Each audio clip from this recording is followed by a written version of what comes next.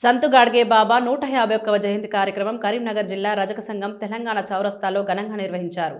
ఈ కార్యక్రమానికి ముఖ్య అతిథిగా నగర మేయర్ కొలగాని శ్రీనివాస్ హాజరై చిత్రపటానికి పూలమాలలు వేసి కేక్ కటింగ్ చేసి సంబరాలు చేశారు.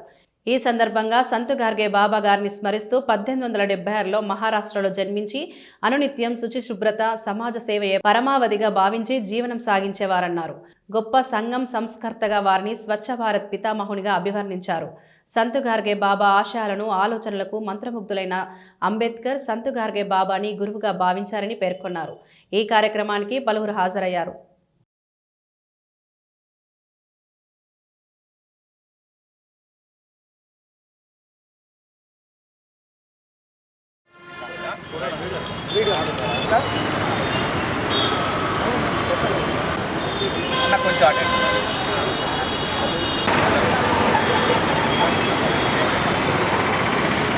ఈరోజు మన కరీంనగర్ జిల్లా హెడ్ క్వార్టర్లో సంత్ గాడ్గే బాబా 151 జయంతి కార్యక్రమం ఘనంగా జరుపుకోవడం జరిగింది.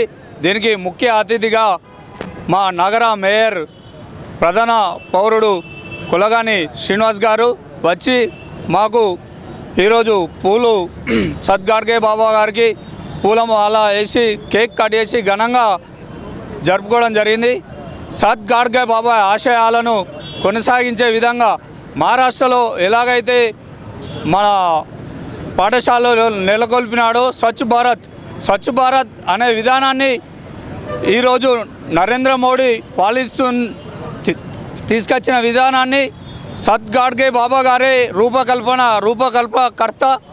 దాని సంత్ గాడ్గే బాబా గారి ఆశయాలను కరీంనగర్ జిల్లాలోనే స్వచ్ఛందంగా సేవా కార్యక్రమాలు చేసే విధంగా పాఠశాలలో కానీ ఇంకా మరెన్నో కార్యక్రమాలు కానీ చేసే విధంగా ముందుకెళ్తామని ఈరోజు కరీంనగర్ పట్టణం లోపల మహనీయుడు సంఘ సంస్కర్త తన జీవితాన్ని పూర్తిగా ఈ సమాజం లోపల ఉన్న రుగ్మతలను విద్య కోసము కృషి చేసిన సంత్ గాడ్గే బాబా.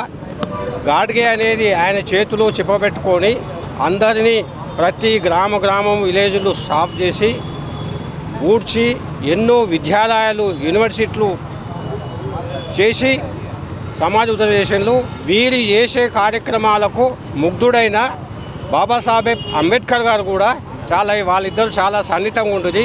ఈరోజు వీరి జయంతిని అఖండ భారతదేశంలో మొత్తం ఇది చేస్తున్నారు.